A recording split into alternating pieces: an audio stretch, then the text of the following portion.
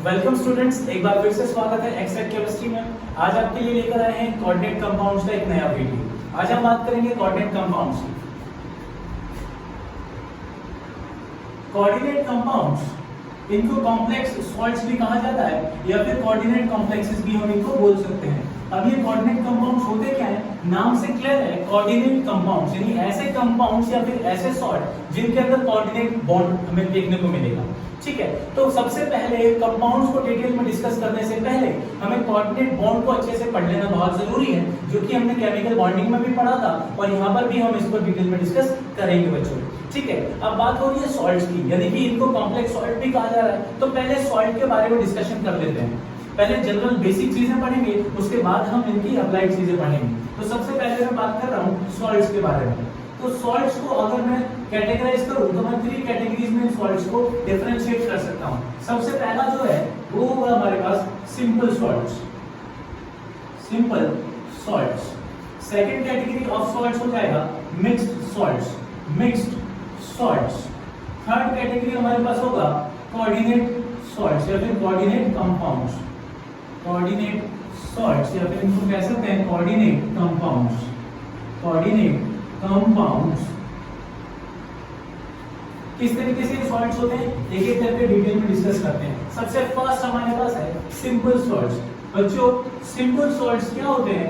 Simple salts वो salts होते हैं जो सिर्फ एक ही टाइप का कैटायन और एक ही टाइप का एनायन हमें सॉल्यूशन में देते हैं। फॉर एग्जांपल, अगर मैं बात करता हूं NaCl की, तो ये वो सॉल्ट्स होते हैं जिनका कैटायनिक पार्ट यानी कि Na पॉजिटिव, ये कैटायनिक पार्ट ये कहां से आएगा? इट कम्स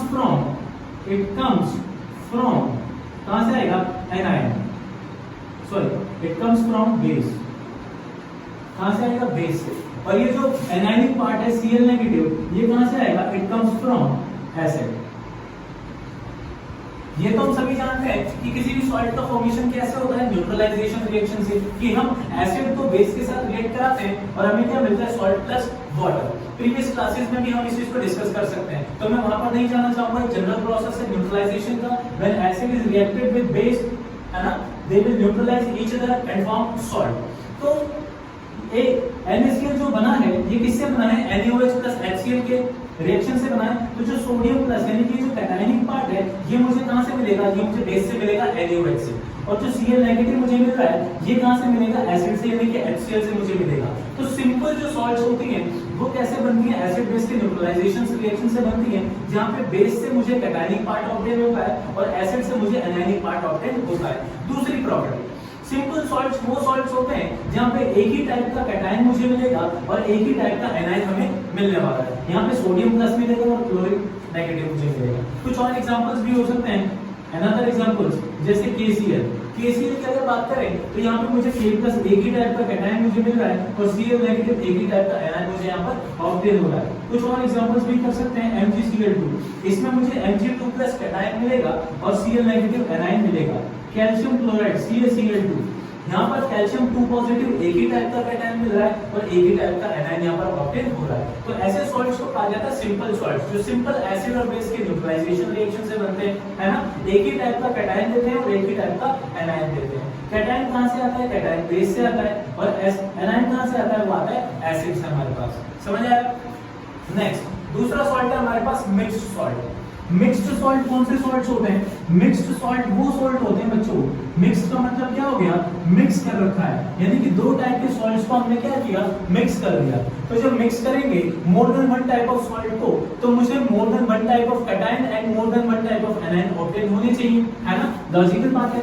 जैसे for example KCl into MgCl2 into 6H2O, ये हमारा एक मिक्स सॉल्ट है। इसमें मैंने KCl इसको मिक्स किया है मैग्नीशियम क्लोराइड के साथ। तो देख पा रहे हो मुझे more than one type of cation देखने को मिलेगा। कैसे? एक तो K प्लस मिलेगा यहाँ से और यहाँ से मिलेगा Mg2 प्लस। कब मिलेगा? जब मैं इस सॉल्ट को सॉल्यूशन में डिसोसिएट करूंगा। जैसे डिसॉल्व करेंगे यहाँ से मुझे मिलेगा K पॉजिटिव और यहाँ से मुझे मिलेगा Mg2 प्लस। यानी अगर इस सॉल्ट की मुझे टेस्टिंग करनी हो तो टेस्ट करेंगे तो ये K पॉजिटिव के लिए भी पॉजिटिव टेस्ट देगा और मैग्नीशियम 2 पॉजिटिव के लिए भी पॉजिटिव टेस्ट देगा। यानी कि इन दोनों अलग अलग आयंस के मिलने से पूरे होल सॉल्ट की जो केमिकल प्रॉपर्टीज हैं वो चेंज नहीं हो रही है। दोनों के लिए ही पॉजिटिव टेस्ट यहाँ पर मिलने वाले हैं। तो मैं यहाँ पर कह सकता हूँ कि जो मिक्स सॉल्ट होते हैं यहाँ पर the chemical properties of cation and anion remains unchanged, यहाँ पर अनचेंज रहेंगी, है ना। दोनों के लिए मुझे टेस्ट क्या है, पॉजिटिव मिलने वाले हैं। कुछ और एग्जांपल भी कर सकते हैं। फॉर एग्जांपल जैसे हम एलम ले सकते हैं, फिटकरी जो घर में कॉमनली यूज होता है। क्या होगा formula, A2SO4 Al2SO4 whole thrice into 24H2O। इसको क्या बोलते हैं बच्चों, इसको बोलते हैं एलम यानी कि फिटकरी, ठीक है। अब ये भी एक मिक्स सॉल्ट है, इसमें मैंने पोटेशियम सल्फेट और एल्युमिनियम सल्फेट को मिक्स किया है। तो जब इन दोनों को मैं टेस्ट करूंगा, इस सॉल्यूशन को जब मैं वाटर के अंदर डिसॉल्व करूंगा सॉल्ट को, तो ये मुझे K+ भी देगा सॉल्यूशन में और एल्युमिनियम 3+ भी देगा, यानी कि ये दोनों ही टाइप के आयंस के लिए पॉजिटिव टेस्ट देगा। कहने का मतलब सिंपल वर्ड्स में मिक्स सॉल्ट ऐसे सॉल्ट्स होते हैं जो more than one type of cation या फिर more than one type of anions को देते हैं सॉल्यूशन के अंदर। और सिंपल सॉल्ट्स वो होते हैं जो सिर्फ एक ही टाइप का कैटायन और एक ही टाइप का एनायन मुझे सॉल्यूशन में देते हैं। थर्ड हम बात करेंगे कोऑर्डिनेट कॉम्प्लेक्सेस की। थर्ड हमारा है कोऑर्डिनेट सॉल्ट्स या फिर कोऑर्डिनेट कॉम्प्लेक्सेस, या फिर इन्हें कोऑर्डिनेट कंपाउंड्स भी बोल सकते हैं। इस चैप्टर के अंदर हम यही वाले कंपाउंड्स को डिटेल में डिस्कस करेंगे बच्चों। किस तरीके से देखिए, मैंने लिखा FeCN whole twice plus 4KCN, इसको मैंने रिएक्ट कराया, मुझे क्या मिलेगा, मुझे मिलेगा K4FeCN होल 6। इस टाइप के कंपाउंड जो आपको लार्ज ब्रैकेट में देखने को मिलते हैं, इन कंपाउंड्स को कहा जाता है कोऑर्डिनेट कंपाउंड्स। और यहाँ कोऑर्डिनेट बॉन्ड भी प्रेजेंट होता है। कैसे होता है, क्या होता है, वो सारा डिटेल में हम डिस्कस करेंगे। देखिए इस कंपाउंड के अंदर इनको कोऑर्डिनेट कॉम्प्लेक्स क्यों कहा गया, पहला क्वेश्चन। दूसरा क्वेश्चन, ये जो लार्ज ब्रैकेट मुझे दिख रहे हैं ये क्या चीज है। तीसरा क्वेश्चन कि अगर मैं इन्हें सॉल्यूशन में डिसोसिएट करूं तो जैसे मुझे यहाँ पर सिंपल एनाइंस और कैटाइंस मिल रहे थे, वन टाइप के मिल रहे थे, मिक्स में मोर देन वन टाइप के मिल रहे थे, यहाँ पे क्या मुझे मिलने वाला है इनके एक्वस सॉल्यूशन से। पहले क्वेश्चन से बात करते हैं, कोऑर्डिनेट कॉम्प्लेक्सेस क्यों कहा, कोऑर्डिनेट कॉम्प्लेक्सेस इसलिए कहा क्योंकि यहाँ पर कोऑर्डिनेट बॉन्ड का फॉर्मेशन होता है। क्या क्या स्पीशीज है देखिए, ये जो लार्ज ब्रैकेट मुझे दिख रहा है, ये लार्ज ब्रैकेट, इस ब्रैकेट को कहा जाता है कोऑर्डिनेशन स्फीयर।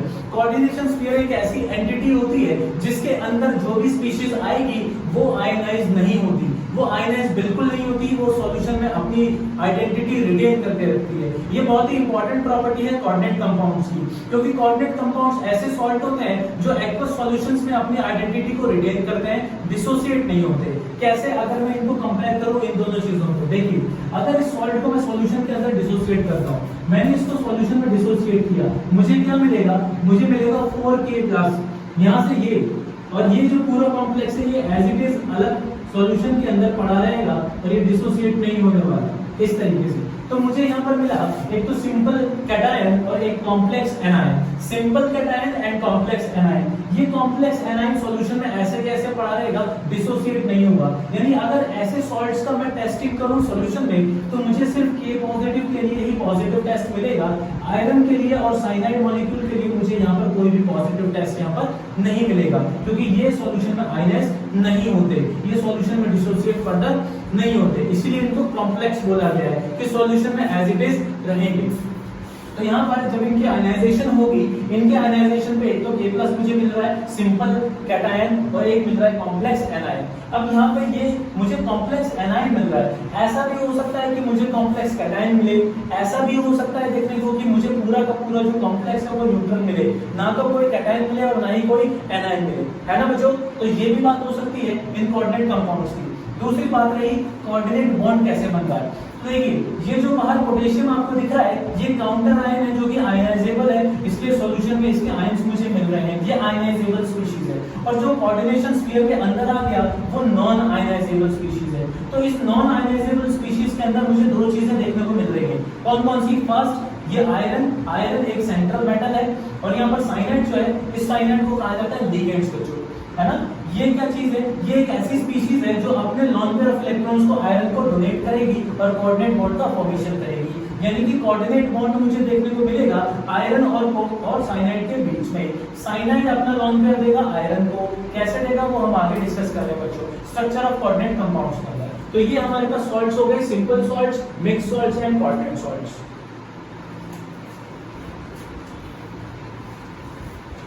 बात करते हैं स्ट्रक्चर की। स्ट्रक्चर ऑफ कोऑर्डिनेट कंपाउंड्स किस तरीके से हो सकता है, देखिए जरा। स्ट्रक्चर या फिर फॉर्मूला भी कह सकते हो आप, structure of coordinate complexes. Structure of coordinate complexes मैं किस तरीके से लिख रहा हूं, देखिए जरा ध्यान से। वीडियो स्किप मत करिएगा बच्चों, आपकी चीजें मिस हो सकती है। यहाँ पर बहुत ही इंपॉर्टेंट डिस्कशन होने वाला है। एम एल एन और इस तरीके से प्लस माइनस एक्स, ये इसका एक जनरल रिप्रेजेंटेशन है, एक स्ट्रक्चर है कोऑर्डिनेट कॉम्प्लेक्स को लिखने का। यहाँ पे जो चीजें यूज हो रही है वो क्या है, आप इसको रिलेट करिएगा इसके साथ। ये कॉम्प्लेक्स था हमारे पास, कॉम्प्लेक्स एन है, तो इसको रिलेट करें इसके साथ। देखिए क्या क्या चीजें हैं यहाँ पर। जो एम है, एम क्या है बच्चों, एम का मतलब है central metal atom, central metal atom, ठीक है। एल क्या है यहाँ पर, एल का मतलब है लिगेंड। लिगेंड क्या होता है, लिगेंड एक ऐसी स्पीशीज होती है जिसके पास लोन पेयर होता है डोनेशन के लिए, क्योंकि कोऑर्डिनेट बॉन्ड बनेगा लोन पेयर के डोनेशन से।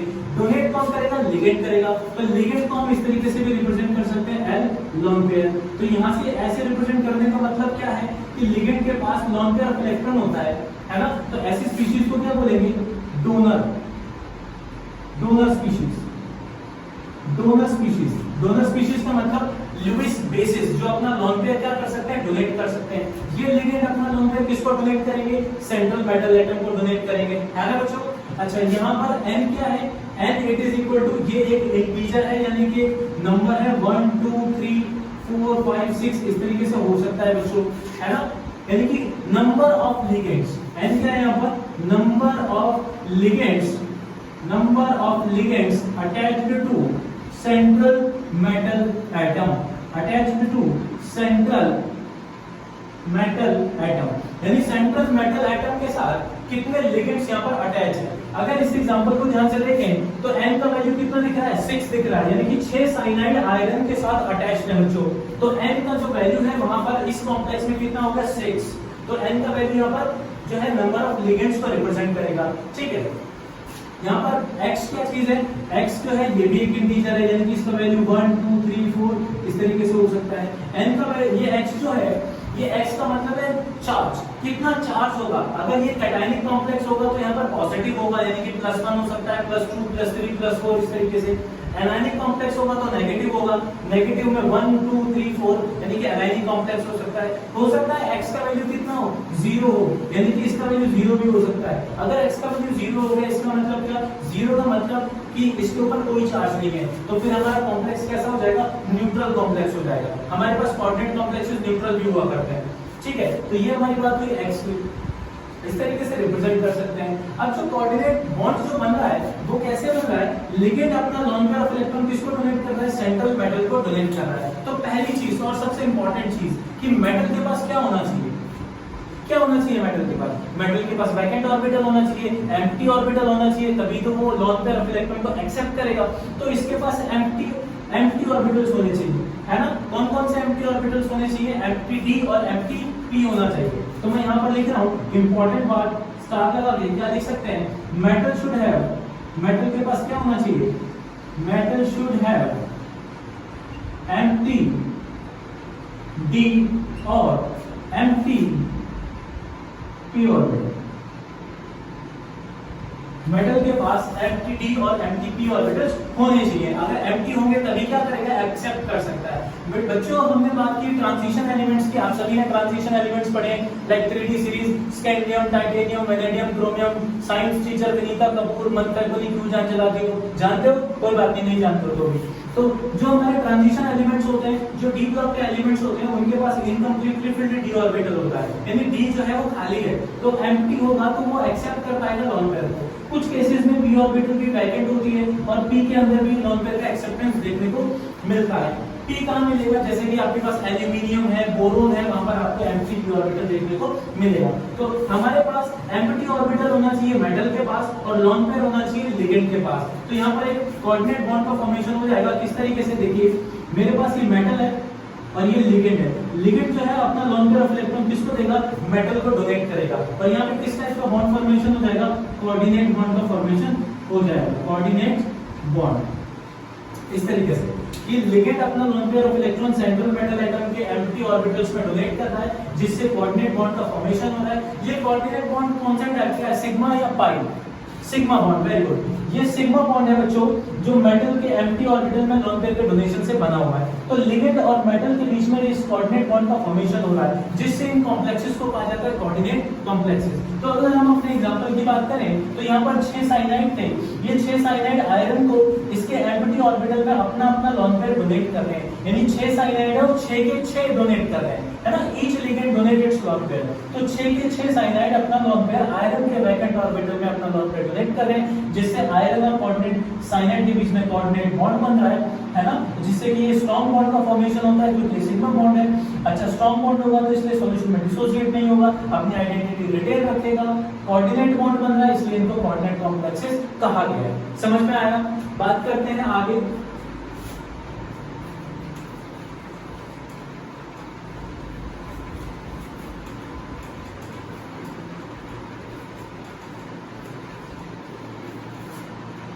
तो इस तरीके से हमने कोऑर्डिनेट बॉन्ड का फॉर्मेशन दिखाया कि लिगेंड से मेटल की तरफ कोऑर्डिनेट बॉन्ड का फॉर्मेशन हो सकता है। अब कितने टाइप के ये कॉम्प्लेक्सेस होते हैं, मैंने बात की थी कि एनायनिक कॉम्प्लेक्स भी हो सकता है ना। चार्जेस की अगर बात करें कि ये कैटायनिक भी हो सकता है, एनायनिक भी हो सकता है और न्यूट्रल भी हो सकता है। तो कितने टाइप के हमारे पास कोऑर्डिनेट कॉम्प्लेक्सेस देखने को मिलेंगे? तो there are 4 type of coordinate compounds. कितने टाइप के हो सकते हैं? 4 टाइप्स के।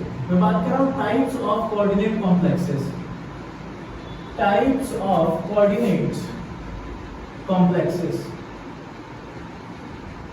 सबसे फर्स्ट हम बात करें कैटायनिक कॉम्प्लेक्स। कैटायनिक कॉम्प्लेक्स, ये डेफिनेशन जितनी डिफिकल्ट दिखती है उतनी है नहीं, इनको सिंपलीफाई करके हम पढ़ रहे हैं। कैटायनिक कॉम्प्लेक्स अब किस तरह का कॉम्प्लेक्स है? कैटायनिक कॉम्प्लेक्स का मतलब ऐसा सॉल्ट जिसमें सिंपल एनायन मिले और कॉम्प्लेक्स कैटायन मिले, यानी कि ऐसा कॉम्प्लेक्स जिसमें कॉम्प्लेक्स तो कैटायन हो, complex cation plus simple anion हो, यानी उसमें कॉम्प्लेक्स कैटायन मुझे मिलेगा और सिंपल एनायन देखने को मिलेगा। किस तरीके से? देखिए बच्चों, CONH3 होल 5 Cl, ये कोऑर्डिनेशन स्फीयर और बाहर हो गया Cl। ठीक है, अब यहाँ पर मुझे क्या दिख रहा है? ये मुझे कोऑर्डिनेट क्या दिख रहा है? जो कोऑर्डिनेशन स्फीयर मुझे दिख रहा है, यानी कि ये कॉम्प्लेक्स क्या है? कैटायन है। और ये जो क्लोरीन मुझे बाहर काउंटर पार्ट में दिख रहा है, ये सिंपल एनायन है बच्चों। अगर मैं इसका डिसोसिएशन करता हूं तो इसके डिसोसिएशन से ये मुझे कॉम्प्लेक्स कैटायन मिलेगा और ये क्लोरीन जो है वो एनायन मिलेगा। किस टाइप का? सिंपल एनायन मुझे देखने को मिलेगा। तो अगर इसको डिसोसिएट करते तो कुछ ऐसा दिखेगा आपको, CONH3 होल 5 Cl, इस पे 2 पॉजिटिव प्लस में ट्वाइस Cl नेगेटिव। तो ये सिंपल जो एनायन है वो ये रहा और जो कॉम्प्लेक्स कैटायन है वो ये रहा बच्चों। इस तरीके से हम यहाँ पर देख सकते हैं। ठीक है, समझ में आई बात? दूसरा बात करें अगर हम टाइप की, तो दूसरा है anionic complex. Anionic complex, anionic complex. Anionic complex किस टाइप का कॉम्प्लेक्स? नाम से क्लियर है कि इसमें कॉम्प्लेक्स जो होगा वो एनायनिक पार्ट होगा, यानी कि मैं यहाँ पर कह सकता हूँ कि complex anion, complex anion plus simple cation, complex anion and simple cation मुझे यहाँ पर देखने को मिलेगा, है ना। एनायनिक पार्ट जो है वो बड़ा होगा, वो कॉम्प्लेक्स होगा, जो सॉल्यूशन में अपनी आइडेंटिटी रिटेन रखेगा। एग्जांपल की अगर बात करें तो हम एग्जांपल पहले भी कर चुके हैं, K4FeCN होल 6। तो आपको देखने को मिल रहा है कि जैसे डिसोसिएट करूंगा, यहाँ पर जो K पॉजिटिव है सिंपल कैटायन मुझे डिसोसिएट होकर मिलेगा और ये पूरा का पूरा जो एनायनिक पार्ट है वो कॉम्प्लेक्स एनायन की फॉर्म में मुझे मिलने वाला है ना बच्चों। इसको डिसोसिएट करें तो मुझे मिलेगा 4K प्लस और यहाँ से मिलेगा FeCN होल 6 एंड 4 नेगेटिव, यानी कि सिंपल कैटायन और कॉम्प्लेक्स एनायन मुझे देखने को मिल रहा है ना। तो ये दूसरे टाइप का एनायनिक कॉम्प्लेक्स यहाँ पर हो गया। थर्ड हम बात कर सकते हैं न्यूट्रल कॉम्प्लेक्सेस की। कोऑर्डिनेट कंपाउंड्स न्यूट्रल भी हुआ करते हैं, जिसपे ना तो पॉजिटिव चार्ज होगा ना ही नेगेटिव चार्ज होगा, है ना। तो न्यूट्रल कॉम्प्लेक्सेस का एक एग्जांपल हम लोग कर लेते हैं। Neutral complexes, third neutral complexes. Neutral complexes यानी कि इसमें ना तो कोई कैटायन होगा कॉम्प्लेक्स और ना ही एनायन होगा कोई कॉम्प्लेक्स। इसमें पूरा का पूरा एक सिंगल मॉलिक्यूल होगा जो कि न्यूट्रल होगा। किस तरीके से देखिए जरा,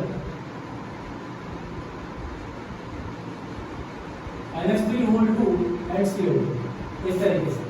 ना तो इसमें कोई भी पॉजिटिव पार्ट दिख रहा है, ना ही नेगेटिव चार्ज आपको दिख रहा है। ये पूरा का पूरा एक ही मॉलिक्यूल है, एक ही सॉल्ट है, और ये न्यूट्रल है, कोई चार्ज नहीं है। यहाँ पे x का वैल्यू कितना आ रहा है, 0 आ रहा है ना, तो कोई चार्ज नहीं है। तो अगर इसको सॉल्यूशन में डिसोसिएट करेंगे तो ये ना तो प्लेटिनम का टेस्ट देगा, ना ही अमोनियम और क्लोराइड का टेस्ट देगा बच्चों, ठीक है ना। इनको कहते हैं न्यूट्रल कॉम्प्लेक्सेस। फोर्थ अगर बात करें तो फोर्थ होता है complex cation, complex cation and complex anion, complex cation and complex anion, यानी कि ऐसा कॉम्प्लेक्स जिसमें कैटायन भी कॉम्प्लेक्स हो और एनायन भी कैसा हो, कॉम्प्लेक्स हो, दोनों ही कॉम्प्लेक्स होने चाहिए। देखिए एग्जांपल बात कर सकते हैं, प्लैटिनम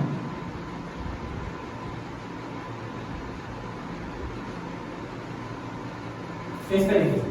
यहाँ पर दो कॉम्प्लेक्सेस हमें दिख रहे हैं। अगर ओवरऑल में बात करूं तो जो एक तरीके से न्यूट्रल कॉम्प्लेक्स है, बट इंडिविजुअली जब सॉल्यूशन में डिसोसिएट करेंगे तो क्या होगा, एक जो पार्ट है पहला, देखो सॉल्ट कैसे लिखते हैं, कैटायनिक पार्ट पहले लिखते हैं, एनायनिक पार्ट बाद में लिखते हैं। तो ये जो कैटायनिक पार्ट है इसके ऊपर कुछ चार्ज आएगा और इसके ऊपर भी कुछ चार्ज आएगा। देखिए जैसे डिसोसिएट किया इसके ऊपर चार्ज आएगा +4 +2 और यहाँ पे इसको डिसोसिएट किया तो इसमें चार्ज आया -2 और ओवरऑल कैसा, ओवरऑल तो न्यूट्रल है ना। तो ऐसा जिसमें कॉम्प्लेक्स ही कैटायन होता है और कॉम्प्लेक्स ही एनायन होता है, तो ऐसे सॉल्ट्स को हम क्या बोलेंगे, उनको बोलेंगे complex cation and complex anion वाले सॉल्ट्स। तो कोऑर्डिनेट कॉम्प्लेक्सेस जो है वो 4 टाइप्स के हो सकते हैं, या तो कैटायनिक कॉम्प्लेक्स की फॉर्म में एग्जिस्ट करेगा जिसमें कॉम्प्लेक्स कैटायन होगा और सिंपल एनायन होगा, या फिर हम बात करेंगे एनायनिक कॉम्प्लेक्स की जिसमें कॉम्प्लेक्स एनायन होगा और सिंपल कैटायन होगा। हाँ, बट हमारे पास न्यूट्रल कॉम्प्लेक्स है जिसपे कोई भी चार्ज नहीं होता, ना तो कॉम्प्लेक्स कैटायन होता है ना ही कॉम्प्लेक्स एनायन होता है। Next complex cation and complex anion की, जिसमें हमारे पास कैटायन भी कॉम्प्लेक्स होगा पूरा और ये एनायनिक पार्ट भी कैसा होगा, कॉम्प्लेक्स होगा। आई होप आपको ये अच्छे से समझ आया।